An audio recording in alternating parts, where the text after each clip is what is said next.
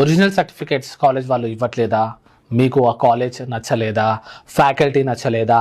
లేదా ఆ degree interest లేక, లేదా మీ ఫైనాన్షియల్ ప్రాబ్లం వల్ల మీరు ఫర్దర్గా ఆ కాలేజ్లో కంటిన్యూ అవ్వలేకపోతే మీరు మీ ఒరిజినల్ సర్టిఫికేట్స్ అడుగుతుంటే కాలేజ్ వాళ్ళు నిరాకరిస్తున్నారా? మొత్తం ఫీజు కడితేనే ఇస్తామంటున్నారా? అయితే ఇలా చేయండి.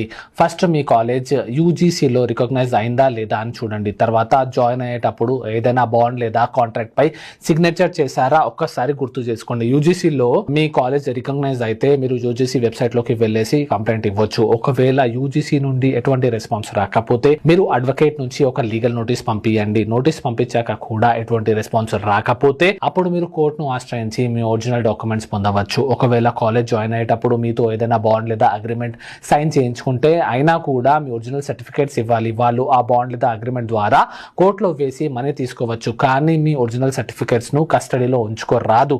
మీ స్టడీ సర్టిఫికేట్స్ ను సెక్యూరిటీ డాక్యుమెంట్స్ లా పెట్టుకోవడం, ఫీ ఇవ్వకపోతే సర్టిఫికేట్స్ ఇవ్వమనడం ఇల్లీగల్. స్టూడెంట్స్ అడిగిన వెంటనే ఒరిజినల్ డాక్యుమెంట్స్ ఇచ్చేయాలి. ఆ సర్టిఫికేట్స్ ఉన్నాయని పైసలు వసూలు చేయడం, మీరు చదవని ఇయర్స్ని కూడా ఫీ కట్టించుకోవడం అనేది ఇల్లీగల్. ఈ విషయాన్ని మీ క్లాస్మేట్స్తో, మీ ఫ్రెండ్స్తో, మీ కాలేజ్ ఫ్రెండ్స్తో షేర్ చేయండి. లా తెలుసుకోండి. మీకు మీరు లాయర్ అవ్వండి.